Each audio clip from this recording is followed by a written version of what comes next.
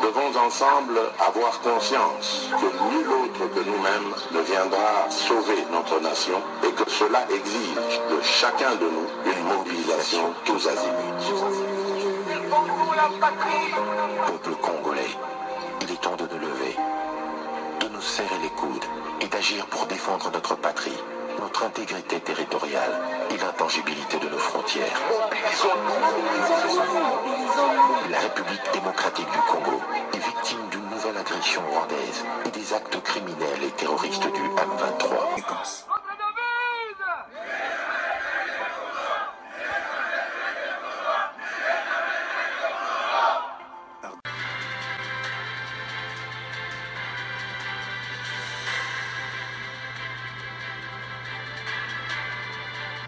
Bonsoir, bonsoir, bonjour, c'est Congo News 24. Bande Konanga, comme toujours avant de commencer notre émission, nous disons merci à Dieu. Nous disons merci à nos chers abonnés et téléspectateurs qui nous suivent partout dans le monde et en RDC. Bande Konanga, soyez les bienvenus. À la une, chers téléspectateurs, Kagame la met dans les sacs, Bande Konanga, 350 kilos de coltan vers le Rwanda, saisi. Bandeko, Aner, Akangi. Donc Kagame, les siliboko yoka ba réaction, peut-être développer mon émission. Deuxième point, chers téléspectateurs, reprise de combat entre FARDC et RDF F23, Bandeko Toloba Kiango. Que Kagame jamais correspecté ces faits. Alors FARDC Sazake stand-by, Obaloba ke yindi, biloko moto, alors Kagame ayoki yango. Bana mboka boyo kande FARDC sali, allez-y FARDC masolo kitoko. Tous à la connecter, peut-être développer une émission nabiso, et puis on va parler d'accord à Luanda, où il va prolonger le 9 au 16 septembre. Chers téléspectateurs, émission Nabise Bandi et comitante sur l'ensemble solo Yamboka. Bandeko, on va commencer cette émission avec Kagame, la main dans les sacs. Toloba kiango ki tata oyo, ba preuve et komi ya kusakanate, parce wanganaka des documents anera kangi, na set sac à coltan, ezo kende pa ya Kagame, vers le Rwanda. Nzela wapi, ba le basala qu'il faut pas. Na éviter, ba leki nzela et donc, ba ko kangondo na Goma, et ça en transit, pour kende Rwanda. Bon. Si ko soto tala ba collaborateur pe o Kagame. Bo so montre za réseau moko oyo ka kusakanate. Donc nazo yebate même si to bengani armée rwandaise. Makamnyo se sili. Mais pour la sili sa circuit oyo ya ba koltenzo katsa Rwanda eza osakanate. Mais oyo wuti directement Rubaya. Avec des documents anera kangi. En transit vers le Rwanda ba saisir yango. Oyo ba preuve nde bolanda ba porte-parole bolanda oyo ba lobi. Que voilà comment Kagame azo sala les affaires na RDC. Bah Congolais, tout change de mentalité. Parce que Kagame utilise tout le monde comme Batunaï. Donc, circuit moi c'est banda nango banda kala. Et les qui n'ont groupes armés, les qui n'ont individus, les qui n'ont quiconque allait tout le monde dans ce circuit. Un circuit mafieux dirigé par lui-même le président rwandais. Et ça fait mal. Yango zozo ba kolta en vrac et zo ba direction à direction. C'est pour cela que Azol Lingati retrait de son armée. Donc Azamutumo wa pousser bango par la force. Na ba kop na mwa linga ba sala ekozala te. Alors, chers téléspectateurs, surtout à la station yo. Et ce moment a clairement été battu au Bazamabi. Les pays où l'Union sont tous voisins, ils envient nos ressources. Et ça, ça, qui bango, pe ba kota na kata circuit, ba voima, na oyo bande kwa RDC baza ko avancer te. Tandis que le peuple congolais azoluka moyen ko débrouiller mais bango baza ko sepela. Yango wana nzela o tozala ngweza mulai.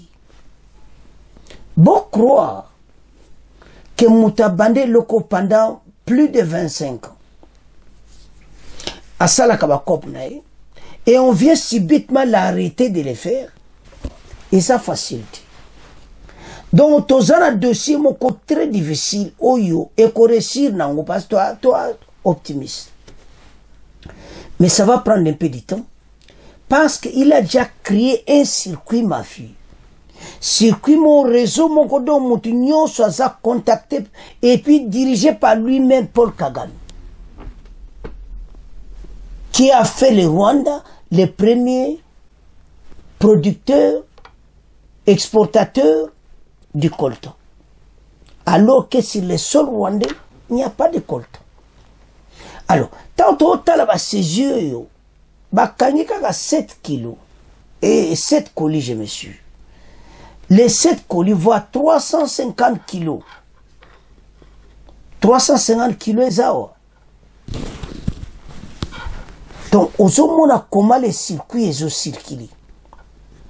Alors, on a mis à la disposition il y a gouverneur ou à transmettre un bamo na Kinshasa, bata at ok bayaki, ko vérifier na ba document et tezo katsa Rwanda.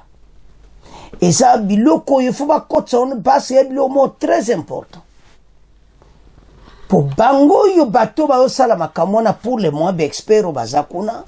Bamona comment guerre moko économique. Oyo Kagame azulu ka voix mana pays naï. Entre temps les Congolais batikala ba pauvre. Ça on n'acceptera plus. Il faut faire de ça bundatina dernière énergie. Mais tu as un deuxième point. Tu sais que mbalo bakoze sous localité té. Et comme il t'a surtout récupéré au bamba zouaki. Ils ne peuvent plus ajouter aucun territoire. Voilà deuxième point de ce. Alors, parlons de 350 kilos de coltan saisis au Nord Kivu. C'est quoi bateau yo? Tant ba osala ba circuit en tout cas, ba comme c'est pour cela que même bango mo ba Congolo ba na Nord Kivu. Bazol l'état de siège, bateau ba l'état de siège, botala ba malam. Parce que le circuit passe entre les Congolais aussi. Mais tous aux destinations du Rwanda. Et tous travaillent au service de Kagame. Hein? Ba Congolais to fungola misto tika makambo oyo. Mais tout temps. Oh là là! Félicitations Aner. Kagame la met dans les sacs 300 kg de coltan vers le Rwanda saisi.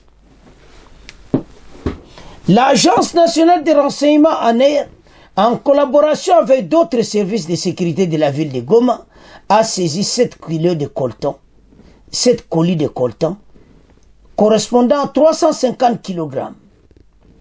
Une matière première appréhendée entre les mains d'un habitant du nom de Pascal Baloumé. À son domicile au quartier Kato, ici Raveni, Jomètre, en commune de Karisimbi, ville de Goma. D'après le maire de Goma, le commissaire supérieur principal Kaman Faustin, qui les a présentés devant la presse ce samedi, 24 août 2024, au bureau de l'ANER, les ennemis de la République démocratique du Congo ont quitté la zone ennemie, Arubaya, en territoire de Massissi, avec cette matière première en transit en ville de Goma pour le Rwanda. Les trafiquants de cette matière première utilisés comme un fonds économique pour enrichir les pays agresseurs dans cette guerre à l'est de la RDC ont pris fuite pour appréhender enfin le propriétaire de la maison, Pascal Baloumé, où était gardé le colis. Ce dernier est aux arrêts et sera déféré devant les juridictions compétentes. Il faut je m'excuse. Ba yeba naba Rwandais wana bazaki na ye yo Congolo zone di mabiloko abolikola mbongo. Les 7 colis de coltan ont été saisis grâce au professionnalisme de la Marie de Goma, qui les a appréhendés grâce à un document mis à disposition, les mandats de perquisition. Nous sommes allés au quartier Katoyi, avenue Géomètre, chez M. Pascal Balume, où les services ont saisi 7 colis de coltan. Ces gens s'enrichissent, ils viennent ici à Goma en transit pour le Rwanda, pour qu'il y ait une santé financière pour acheter les armes afin de nous agresser, a précisé le maire de Goma. Bravo à tous les services de sécurité. La sécurité est une gestion de tout le monde. Voilà les bons citoyens nous ont amené les informations. Les services ont vérifié l'information et voilà les résultats. La population est invitée à dénoncer le circuit des malfrats. C'est de l'argent qui échappe au trésor public, a-t-il ajouté. Notons que les 7 colis de coltan seront mis à la disposition du gouverneur militaire, le général-major Silwani Kuba, qui a une commission ad hoc pour ce genre d'opération. Donc, voilà la citation Tozanango. Tozo vivre makambu moko o balobaka mawa. Alors, les messieurs qu'on a arrêtés, ayeba ete, eza malamuti. Makambu oyo ezo sala propre penati. Boye kaka boyimi na bino kaka. Et puis tout c'est bon pour na bino boke penango. Non. Ezo sala propriété. Soto tala biloko oyo ezo sala mawa. Alors, et loko tonto loba wezake bato yo ba déranger mboka na biso mingi. Koyiba des vols et maintenant koya kojwa ba coltan. Mais bayeba été situation comme grave. Alors sans plus tarder, tolanda yango bongo to avance. Entre-temps, au Nord Kivu, 350 kg de coltan à destination du Rwanda interceptés hier par les services de sécurité dans la ville de Goma. Il existerait un circuit mafieux opérant entre les zones occupées par les M23 RDF et le Rwanda et transitant par la ville de Goma, fait savoir le maire de la ville. Il affirme que cette saisie est une preuve de plus que la guerre de l'Est est plutôt un prétexte pour le pillage des ressources économiques de la RDC. On écoute le commissaire supérieur principal, Faustin Kapen-Kamand, dans cet extrait choisi par Chris Mukand. Nous vous disons que la guerre de l'Est a un fond économique. Voilà les ennemis de la République qui ont quitté la zone ennemie avec les matières premières en transit, ville de Goma pour le Rwanda. Grâce au professionnalisme de l'ANER, mairie de Goma a appréhendé, grâce aussi à un document qui a été mis à notre disposition, le mandat de perquisition, que nous sommes allés au quartier Katoyi, avenue Géomètre, chez M. Pascal Balume, où nous avons saisi 7 colis de coltan que nous allons mettre à la disposition de son Excellence, Monsieur le Gouverneur de la province du Nord Kivu, Général-Major Peter Chirimwami, qui a une commission ad hoc pour ce genre d'opération. Donc ces gens s'enrichissent, ils viennent ici à Goma en transit pour le Rwanda, vendre pour que le Rwanda ait une santé financière afin qu'ils achètent encore les armes pour nous agresser. Chers téléspectateurs, tolandi bisonyonso ndege nini bakangi biloko Kagame. Population a dénoncé baketina résidence wana oza na transit à Goma bakangi propriétaire andaku na 7 colis avec des documents outi Rubaya et aucun n'est pas Kagame. Voilà comment Kagame s'enrichit. Donc ils ont utilisé le circuit sur les petits commerçants, tout le monde. Donc yepone batoba kufaka na est mais cop na continue. Na betazo koma na suka. Il y a un temps pourtant. Et ça n'a l'air qu'on met dans business tititi les affaires qu'on cosa qu'on yiba et tout ça et comme la l'air comme arrête. Vous êtes aux arrêts. Kagame a commencé tout le business au Bandakala. Aïe le monopole, donc oyo kaka, azaba, donc adjoa peno ka autorité likola gouvernement ou elekaki. Na lera gouvernement peut perdre batikela ke nyonso. Asala ndenga lingi. Muta kuluba nazati. Siko gouvernement ou baye après Kabila. Baye kotelemela ye. Kagame mayele sili. Yontozolo bete bino bato a peut perdre bovana nyebo lo bakati. Soki lelo tatouage tia mutu makase parce que ba pesa qui est makambo belé pouvoir. A comment ko diriger RDC na ndenge à partir à Rwanda na remote control na télécommande. Ya kuma kindo nyonso zo sala na ya RDC sana maboa Kagame. Mais au moment où koki que okusage sur le côté. Le gouvernement dit ceci qu'on en a fini avec Kagame. Que cette fois-ci, c'est la première et la dernière fois. On n'entend plus des incursions à RDC. Oh, l'armée Kagame na RDC pour qu'on y baba colton. C'est fini pour lui. Bandeko, bako samsa tatana passe ba mwa Rwanda bazan fuiti. Voilà. Botala koma bato bazobo mamboka na biso. Biso moko. Comment accepter ce type de coopération? Comment yoza Congolo zondi mama kaumoko? Bandeko, ça fait mal. Hein? Quand je regarde, on dit mi pe que balal se bloque quand même pas na yo balukandeni en okatsa Rwanda. Noza Congolais. Ba pe se pe mbongo na yo. Donc ba no pe les affaires au kala. Umona ke ana bien ozo bambongo mais ozo tuwe batu. Wale zambonga makila bobi combien batu ba perdre ba âme so kana rubaya. Tambayi on a tout tué. Bango so baye ba bomi. Le sang des Congolais otanga.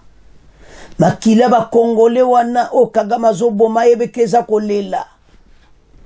Tôt ou tard, il va payer. Le sang qui coule à aider à cause de Colton. Kagame la met dans les sacs. Azali Kamarulo bati. Kakalera nga sala. Batie maboko. Service à net au félicité Moussala Kitoko. Mais population surtout. Bon continuer collaboration avec le gouvernement. Collaboration avec les services de sécurité. Pour bien besoin quelque chose. Batu musu bazo voma na biloko na biso. Entre ta Congolais zo kufanzala. To telema. To tika bato tante. Réveillez-vous. Il est temps. Oyo bo telema pona mbokete mutu nyonso bo mona suspect. Bo signaler l'état. Bandeko parfois ça fait mal. Un groupe à batu basala ko nina bango. Ba pays voisin. Ba pays à kaba ressources à RDC. Après baye la biso voilà comment non arrête. Batoyo oba osala biso kozongi la bango mabe parce que c'est le sang des Congolais qui coule et on en a marre avec tout ceci mais ils ont comme un souka. Cette fois-ci tolobeto sila nanabino botika RDC kimia paramboka place aux alis jouer rôle na yo bande kwa Nord Kivu botalaka talaba tande bakangi bango. Combien de camions les qui ont avant même bakanga oyo? Combien? Yango fuba sala ba contrôle makasi na Goma. Na ba camions sur les okende nzela ya petite barrière pour katsa Rwanda. Faut beaucoup de contrôle. Et on va finir avec batu oyo. On va continuer comme ça appauvrir ba Congolais. Bango bazobonga. Congolais zotika la pauvre. Ce n'est plus le cas. Comme le président l'avait dit, parce que si aujourd'hui on négocie avec les 23, il a raison. Kagame a eu comment qu'on bende la ressource à RDC. Même baloti. Alors, Banamboka, tu commences à premier point de ma boka na bino, tu commences à deuxième point. Dans le deuxième point, on va parler à combat où est Tomboki na Goma. Après, on va parler à Kora Luanda. On va prolonger le 9. À quoi c'est? Parce que Kagame a continué à piétiner. Il a continué à attaquer. Bissou. Et comme étant phare de sa riposte. Avec une grande envergure. Il croyait que Bissou était faible. Toi faible. Tu as une armée aussi vendue. Bateau nyonso bazo collaborer na Kagame botika. Parce que l'armée n'a comme une puissance ba frappe supérieure. Tous ces sous musikate poto comme na armée rwandaise na terme capacité. Parce que tous ces armes moko sophistiquées. Yango tous ces loba été. Nous devons être derrière cette armée. Allez-y faire d'ici. Tous ces simanabino. Bateau ba kogi suko ambete bisote. Bateau ba kogi suko nbebi samboka na bisote. Biso foto telema sima bango. To loba ete bende le koya te faire de ce kene liboso. Ba loba di que voilà. Bah c'est le faux, on va gagner le territoire, bah gagner. Oh, Salama qui on les a fait à trêve. Oh, il y a un problème.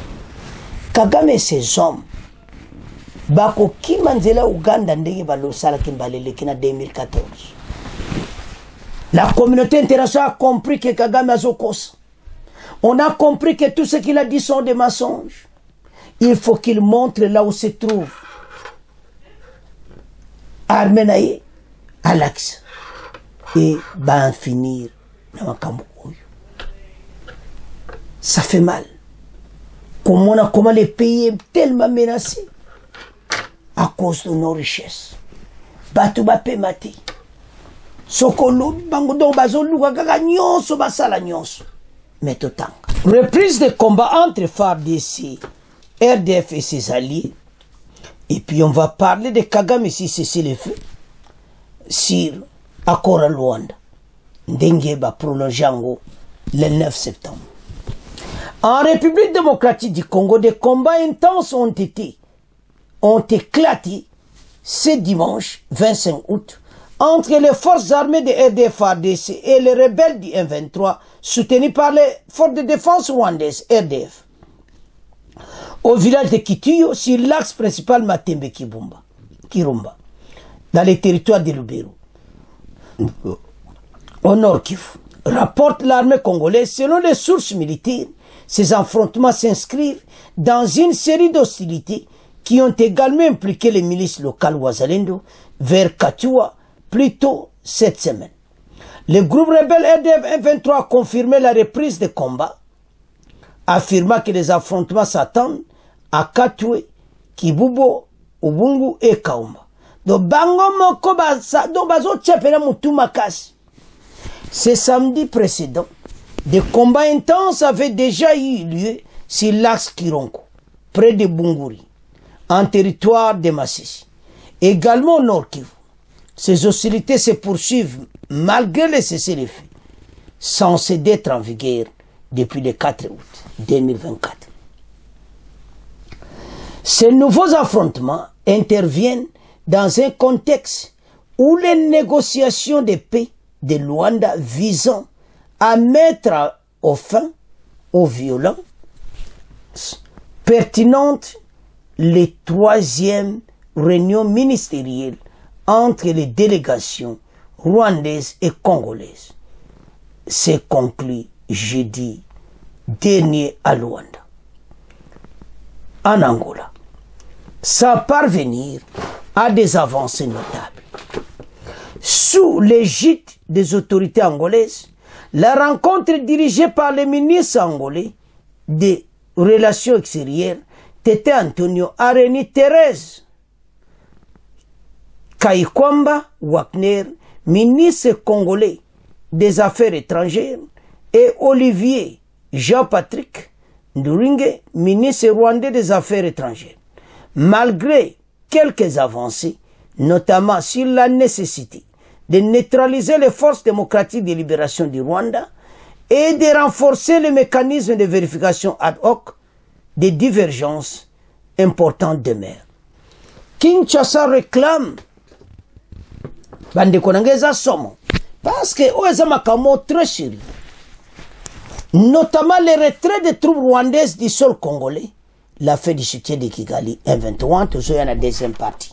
Mais parlons de ce combat. Kagame et ses hommes, bande Konangai, na wapi na Lubero. Bandeko, na situation oyo, FARDC kotike la bango lisusu tanti, bay FARDC epse bango kenzela boko leka, boko kuta beton a FARDC. Ba epe ba beti nango mutu dan, ba pakati mbango. FARDC zo beta bango biloko bazo pakata mbango.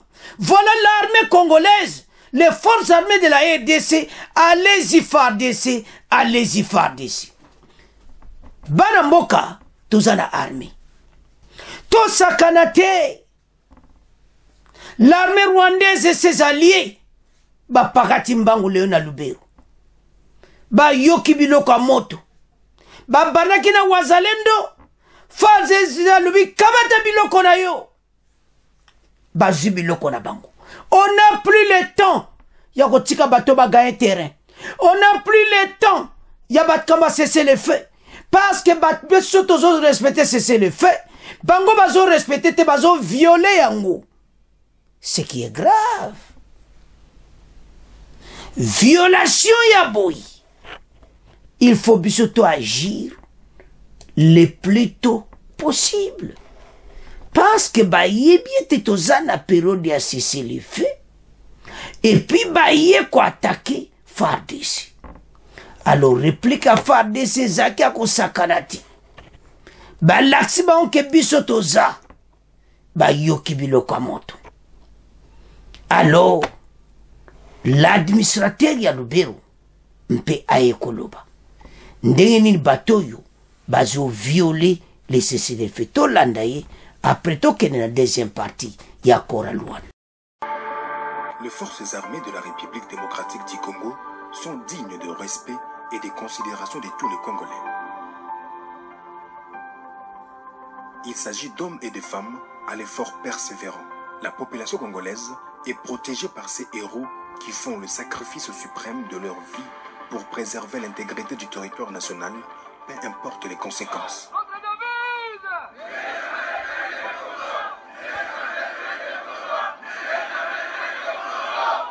Par-dessus tout, il y a ceux... De son côté, l'administrateur du territoire de Lubero dans cette province du Nord Kivu accuse les rebelles du M23 soutenus par l'armée rwandaise des violations du cessez-le-feu. Il affirme que ces rebelles ont à plusieurs reprises attaqué cette semaine les positions des combattants wazalendo vers Katwa, à la sortie est de la commune rurale de Kirumba.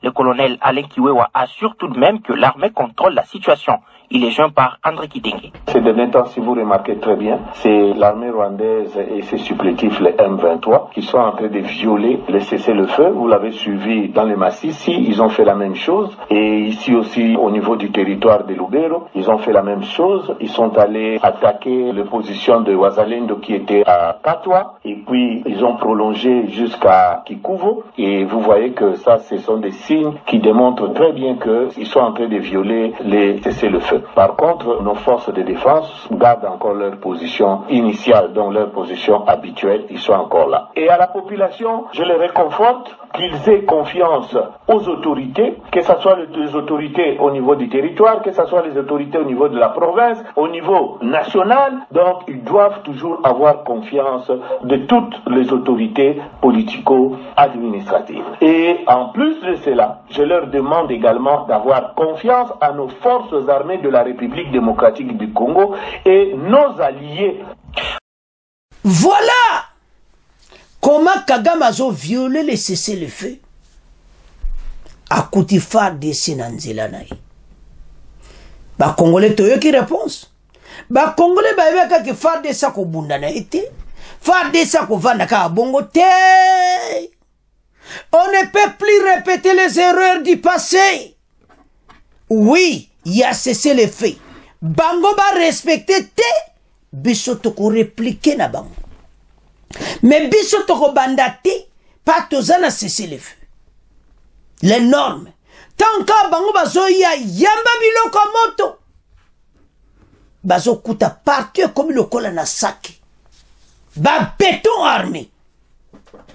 ba yoki moto Kagame saison ba pakati mbangu babi hey match za mobulu mbala oyo ba ko respectango na makasi mbala oyo toko kena bango tina bunagana tout c'est là bandeko Kagame a beaucoup joué a sakani mingi armée na biso ba telemi na ndenga ko sakanati armée na biso bazana kanda ko sakanati armée pena balobi mbala oyo tokozana bango mayele pe bako yoka biloko na bango effectivement c'est fait congolais FARDC sali musana parce que tozai ko critiquer bango ah voilà basala ke loko te armée makaka bakuna bamboke za okene ba territoire binope armée mobimba e bundaka te boyo kisango menana boyo kiti nan to yokiti FARDC article la bango tante tout pèse bon biloko à mon tout ce qui est écrit alors tout qu'est-ce qu'on a maloba il y a administrateur ou albero comment bango bazo violer yango parce que ce sont eux qui commencent alors commission ya ad hoc ba comment les bango ba banda mais biso toko tika bango nzela moko te bakoleka ils ne passeront nulle part tout est bloqué Kagame ses hommes bakangani o nyoso esama na mboka na biso toyebi mais ils vont payer ça ceux qui totala biloko bwezo sala pasi na ndenga mukete bana mboka totika mboka na biso te to bunda pona mboka ta na dernière énergie bunda loba place ozali pona mboka tokotika te Kagame aibka ke biso tozaki diba biso toko respecter kaka bango ba ya baleka nzela ya koleka boju ba territoire belé o lelo toujours regretter ya omoni eza mawa armée na biso oyo bazalaka liboso bato ba trahissaki mboka bon de toute façon ils sont diorade et belé déjà baza condamné à mort pour ça monter alors tozonga maintenant na dossier que maintenant tolandi administrateur bango bazo violer cesser les faits bakanze biso totika bango te c'est pour cela ba yoki biloko moto ba pakati bango maintenant ba pakati te o siko la fois prochaine ezaki bako tika ba place nyonso wana tant confirmation que ko pesa que allez attaquer bande kotala ils ne vont pas survivre parce que avec ba bombo yo ba biloko même oyo sadek ba pesi bango ba ko telemati et l'un de nos conseillers ba konzi MONUSCO azo s'impliquer mingi na makambo ya Sami DRC to keba na MONUSCO toza vraiment na confiance nete sadek boza na MONUSCO baeli baza batuti toza na confiance moi ta mokete ils étaient là plusieurs années n'ont rien fait le loba ko loba ke ba sunga Sami DRC non arrête bonjo ba arme wana bo pesi on a Sami DRC biso na bino masole sili toza besoin pena ya MONUSCO te na kati ya makambo oyo alors voilà ce qui se passe et maintenant dossier toza nango et comme vraiment que tant que na Luanda to que avec position de force parce que le 9 le 16 et puis le 29 oyo sécurité bakosola na makambo tunana nazo violer cesser les faits parce que vraiment ba violer yango c'est pour ça qu'il y a eu des combats intenses ce dimanche lelo FARDC ça boa na place à kolekati nous avons une grande armée Kagame ses hommes ba okende nulle part oyo bazwaki bayebi bien que bazwaki parce qu'il y a eu trahison mais sans trahison bazana place à kozwati voilà la position de la RDC. Nous allons nous battre en cas il attaque ennemi et nous allons les repousser jusqu'à leur dernier retranchement et te bayo que te FARDC apesimo biloko moto. Ce que nous voyons, baye te biso to telemi pour namboka. mutu moko te aokoka biso. Ce pays est un pays moko oyo tozana nyonso. Et maintenant tokende na kora Luanda. Luanda va pousser du 9 au 16. Le 9 septembre, donc il y a un jour, côté en tout basil, ça tous les dossiers. Bateau va kena FDLR va faire sa rapport na bango. Et puis bateau va aussi Kagame quitter va faire sa rapport na bango. Parce que ça continue au bunda. Donc à quitter na été nous savons ça. Et maintenant commander une tourbenga pas force. Alors le 9 masole bandi. Waneza masole au mematina final. Il n'a pas respecté. Bon. Voilà la guerre. Et ça me dit à ça qu'on fout l'ombre, soit moto va juger. Et si les là-bas, balela, negebazawana, nous allons vaincre cette guerre. Toko benga na bango, banguna, pe bako vivre yango. Ces pays, to vivre ba makambo ebele. Mais Tolanda, extrait Oyo, il a cessé les faits, bon autant avancé à Luanda. Toza mena na sewa na bandeko. Non, batoyo basakan na biso. Alors, la troisième réunion ministérielle entre les délégations rwandaises et congolaises s'est conclue, c'était le jeudi dernier à Luanda. En Angola, parvenait à l'avancée des notables. Et maintenant, sous l'égide des autorités angolaises, la rencontre est dirigée par le ministre des Affaires étrangères, Tene Antonio, et Nege, ministre des Affaires étrangères de la RDC, malgré quelques avancées, notamment sur la nécessité de neutraliser les forces démocratiques libération FDLR et de renforcer les mécanismes de vérification ad hoc, et les divergences importantes demeurent. Kinshasa réclame notamment le retrait des troupes rwandaises du sol congolais et la fin du soutien de Kigali au M23, qui continue à gagner du terrain dans les territoires de Lubero, une condition, si, bazo lukatu ba gagner terrain, mais ezo simba kakati. Mais ba yeba ete, pense biso, to tika bangote. Alors, une condition, signe quand non pour la paix, selon les autorités congolaises. Les discussions devraient se poursuivre du 9 au 10 septembre avec les travaux d'experts prévus à la fin du mois pour tenter de surmonter ces divergences et avancer vers une solution durable. Donc le 9 au 10, je m'excuse dans le loi que le 9, le 16, non, le 9 au 10 septembre. Donc dans 2 semaines, moi, je vais vivre penama solo pene asuka. Oyo Kagame et ses hommes. Bayeba était match, ils ont comme na suka. Ba quitter RDC ou bien comment. Bandeko, le président rwandais, en tout cas, à Sakana, ce méthode canon, ndeni va okuta le 9 et le 10 septembre, bon, auto avance. Autre nouvelle sur Radio Okapi, la République démocratique du Congo et le Rwanda se retrouveront à nouveau les 9 et 10 septembre à Luanda sous la médiation de l'Angola pour négocier l'accord de paix sur les conflits dans l'est de la RDC.